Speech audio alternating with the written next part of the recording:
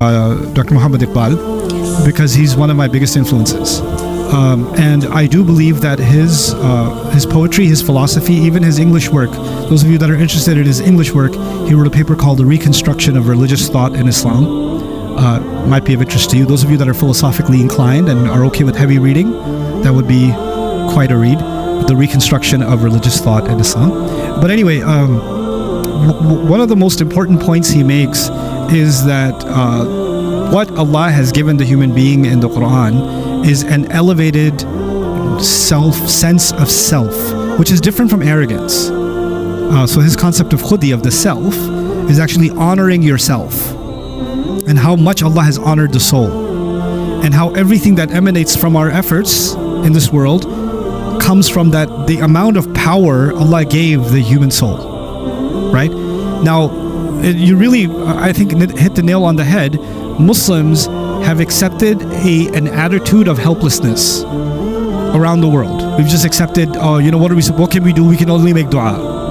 What can we do? We can't do anything. We're disunited. We're this. We're just looking at ourselves as this helpless, lost, once glorious days used to be there, now they're all gone, and we're not going to be able to get it back, etc. And his argument is actually very Quran inspired. It is to first realize who you actually are and what you're capable of. Like that first, your own self-actualization and realization, and how Allah is giving you that empowerment through His word. That is the first step to any revival of any nation, right? And we are at that stage now where we need to restore our sense of self. My favorite ayah of the Quran on this note is actually in Surah Al-Hashr. وَلَا تَكُونُوا كَالَّذِينَ نَسُوا اللَّهَ فَأَنْسَاهُمْ أَنفُسَهُمْ. Right? Don't become like those who forgot Allah. Allah made them forget themselves. What does that mean, they forgot themselves? They forgot the amazing truth that lies even within them. So if you couldn't value Allah, it necessarily ended in you not being able to value yourself. And so both of those things actually go hand in hand. Now, what's happened in broken Muslim cultures is you value Allah, and you know what that means? You're worthless, you're useless, you're a loser, you're a faqir, you're a gharib, you're a miskeen, you're a sinner, you're a blah blah blah blah blah. And that's because you love Allah so much. And there's this false humility. I believe in humility, but I don't believe in false humility. I don't believe in deprecating yourself and constantly putting yourself down as your prayers aren't good enough, your du'as aren't good enough, your sins are too many. Make istighfar. But Allah doesn't want to have people live in shame. Make istighfar and move on. Make istighfar and move. Istamarakum fiha. He wanted you to build in this world.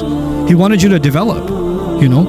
So that level of confidence does need to be restored. And I do believe, to me, when I think about my own relationship with Allah subhanahu wa ta'ala, my own relationship with Islam itself, the pillar in it has been the Quran. Studying the Quran kept me grounded with the changes that were happening in the world. And I often ask myself, when people come and ask me questions about what's going on in the world or what they're feeling, and even a young man, I'm not trying to diss you, but I love you, I'm going to tell you anyway. People come up to me and ask me, "Ustad, just give me some advice. Give me some advice." And I told the young man, I'm offended by that question. And there's a number of reasons I'm offended by that question. If I don't know you, and you're coming to me and asking me, give me some advice, that is about as empty as it can be. And I know I would never, at any age of my life, whether I knew much or didn't know much, that at no age of my life would I randomly go to somebody that I looked up to, a scholar, a khatib, a teacher, whoever, and just go to them and say, "Hey, I just need you to what? Give me some advice." I wouldn't do it. I wouldn't do it for a number of reasons. One, I would know that they don't know me, so how can they give me advice?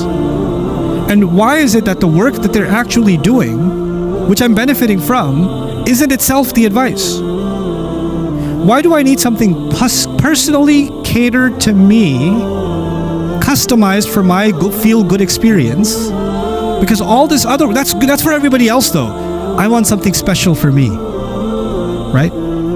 And this kind of, not to insult the idea, but this is very common. This is actually very common nowadays. And it's not even about me. You could be studying something so magnanimous, the word of Allah, and at the end of it, we're like, but what about me though? I want something special just for me. You know what that is? That's kind of an exceptionalism, right? As if Allah's word doesn't have that power, right? And I just want to break that mentality. The other side of that is my own side.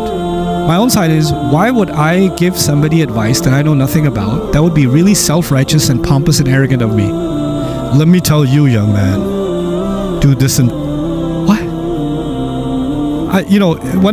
But when somebody comes and says, hey, I need your advice on studying Quran systematically. I need your advice on, I'm trying to pick up Arabic. What should I do? I need your advice on some issues in time management. Not how to manage my time, I don't know what to do, but no, these are the two things I'm working on. How can I divide my time effectively between these two things? Do you have any advice on that? The more targeted your advice is, you know what that tells me? The more purposeful you are. And when you're asking for targeted advice, that means you already have a sense of purpose, you have clarity, you're pushing for something, and now you need that little bit of extra, but not, please motivate me. No, that needs to go. That is the ultimate evidence of our self not being actualized. We're not seeing who we are. We're not acknowledging the ruh that Allah blew inside us, that the angels made sajda to. The angels made sajda to it, man, or because of it. And here we are thinking we're helpless. I can't make a decision. I don't know what to do. You're not helpless. You're incredibly powerful. Be humble to Allah, but be confident with what Allah has given you. We can walk with both. We can walk with confidence and humility at the same time. I gave this dars with Yusuf alayhi salam, one of the most humble personalities in the Quran, and yet very confident. Make me Minister of Finance. Well, why is he saying there's people with 30 years of experience in politics and finance and governance, and what's his 30-year experience? A jail cell? And he's standing there saying, I'm the one who can do this job. Give me this job.